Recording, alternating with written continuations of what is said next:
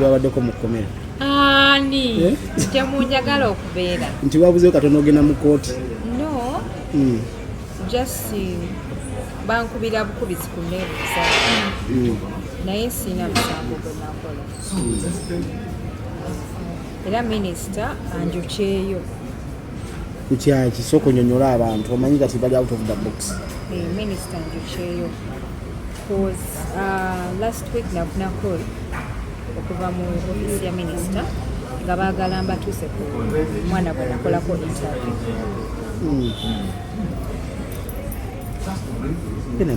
Nga baagala mbatuuse ku mwana gwe nakolako interview ayitibwa Queen Bianca Pius. kyekyo bampitira. So kati ebyo ebigere byaleero ebigere asaawa zino nedda kati nababuuza lwaki bampise ku poliisi because bampita ku poliisi. Koli yava mu ofisi ya minisita ng'empita ku poliisi. So nze sagenda ku poliisi nensindikayo loya Wamboola nayogera nabo ne bamunnyonnyola so ne tukubira minisita kati olwaleero tuze kusinkana minisita. Bwe tutuuse wadde eno nga Bianca taliiwo ne tukubira kwane ku Henry Mwanje. Naye nga after the interview mwana wali omuwuliza nga gwe? Nedda nali simuwuliza kuba omwana si wange naye mulabangako ku social media of course nendaba nti ali well oba olumu nembuzaako ku bantu benamuggyako ne baŋŋamba nti ali bulungi koziwe ng'omwana talina simu ensobola mubuuza okitegeera. So today oze kusinkana Minister Balaam officially? Yeah, I have come to see him officially. Ntegeere oba waliwo nze ate ensonga endala empisiza apart from showing the boy then male ngende. Okay, Minister Balaam alina ensonga ze yali akkaatiriza ng'ayagala ebimu ku ebyo eba bikolebwa eri omwana ono. Abasinga abamu nga baziwakanya abagamba mwana bamuleke bakole bisibisi. Gwe nga gwe osuubira ku nsonga minisita ze yayogera kuliko entuufu era minisita ayinza kugattako nsonga ki okulaba nga ali mu better willing kubanga omwana ali mu mbeera nnungi? Omwana si mulwadde ate there's a possibility nti omwana oyo actinze ekintu ekyo kyali. That possibility is also there. Nti ayinza okubeera just ayagala kugoyinga viral naye ku kya minisita okugamba nti atwale omwana ku ssomero ekyo kyo nkiwagira bw'abanga omwana tasoma kozi omwana ng'oyo aba alina kubeera ku ssomero bana okitegeera.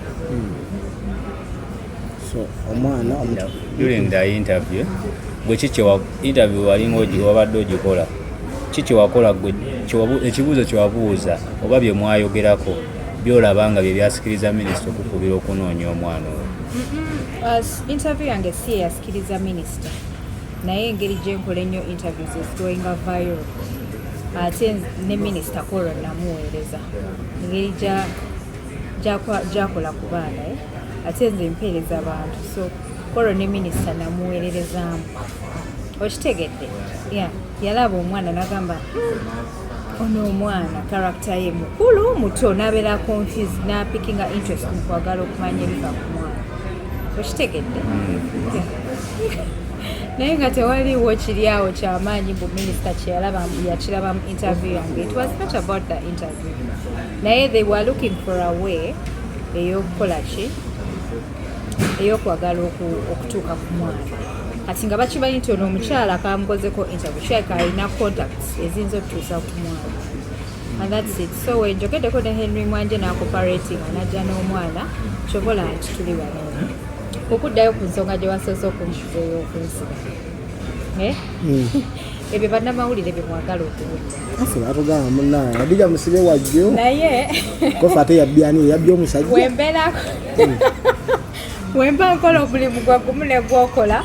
kimanye nti naawe nkyabasobola okuyita ku nsonga yonna okitegedde. So don't rush so much kugamba nti omuntu bamusibyembu omuntu ali ku poliisi. No, it's not true. Tugenda kubuuza kati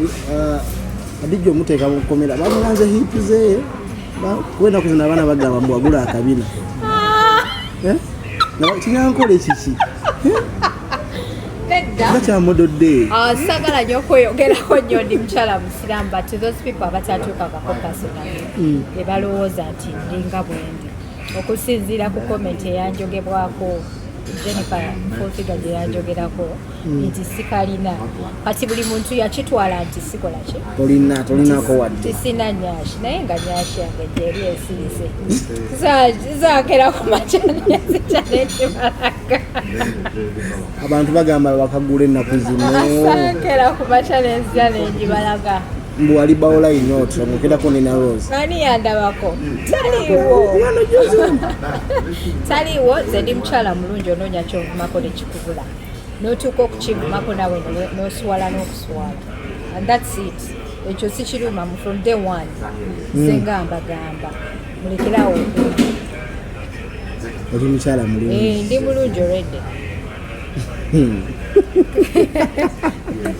ekyokulala they are provoking me bagala nkere ku machanzi gye nemansule okitegeera bagambe wuuyo agudde nakyoyongerako se omwana si mulwadde ate there's a possibility nti omwana oyo actinze ekintu ekyo kyali that possibility is also there nti ayinza okubeera just ayagala kugoyinga viral naye ku kya minisita okugamba nti atwale omwana ku ssomero ekyo kyo nkiwagira bw'abanga omwana tasoma kozi omwana ngaoyo aba alina kubeera ku ssomero bana okitegeera so omwana during the interview gwe interview walinga wabadde ogikola kikyewakola gwe ekibuuzo kyewabuuza oba bye mwayogerako byolaba nga bye byasikiriza minisita okukubira okunoonya omwana oyo interview yange si yasikiriza minisita naye engeri gyenkola ennyo interviews ezitoyinga viral ate ne minisita kolo namuweereza engeri gyakola ku baana ate nze mpeereza abantu so kolo ne minisita namuweererezaamu okitegedde yalaba omwana nagamba ono omwana karakita ye mukulu muto nabeera confused napikinga interest mu kwagala okumanya ebiva ku mwana okitegedde naye nga tewaliwo kiri awo kyamaanyi bu minisita yakiraba mu interview yange it was not about the interview naye they were looking for a way eyokukola ki eyokwagala okutuuka ku mwana kati nga bakimanyi nti ono omukyala kamukozeko interview kyaka alina contacts eziyinza okutuusa ku mwana and that's it so wenjogeddeko ne Henry Mwanje n'acooperating anajja n'omwana kyobola nti tuli wano okuddayo ku nsonga gye wasoose okunsizeeyo okunsiba ebyo bannamawulire bye mwagala okuwulira atugamba munaye Hadijah musibe wajjo naye kofa ate yabyani yabya omusajja wembeerako wemba nkola omulimu gwagumu ne gwokola kimanye nti naawe kyabasobola okuyita ku nsonga yonna okitegedde so don't rush so much kugamba nti omuntu bamusibyembu omuntu ali ku poliisi no it's not ye tugenda kubuuza kati Hadijah omuteeka mu kkomera bamulanze hiipu ze kwenda kuzina abaana bagamba mbu wagula akabina kinyankole kiki gakyamudodde sagala nnyo okweyogerako nnyo ndi mukyala musiraamu but those people abatatuukangako personally be balowooza nti ndinga bwendi okusinziira ku comment eyanjogebwako Jennifer Fulfiga gye yanjogerako nti sikalina kati buli muntu yakitwala nti sikola ki tolinako wadde tisina nyashi naye nga nyashi yange gyeri esirise zakera ku macanyasi canekibalaga abantu bagamba bakagula ennaku zino zakera ku macanyasi canekibalaga mbu wali baolayina otyo mukerako nina Rose ani yandabako taliwo nze ndi mukyala mulungi onoonya kyovumako nekikubula notuuka okukivumako nawe noswala n'okuswala and thats it ekyo si kiruma from day one senga mbagamba mulekerawo oli mukyala mulungi ndi mulungi already ekyokulala they are provoking me bagala nkere ku machanzi gye nemansule okitegeera bagambe wuuyo agudde nakyoyongerako se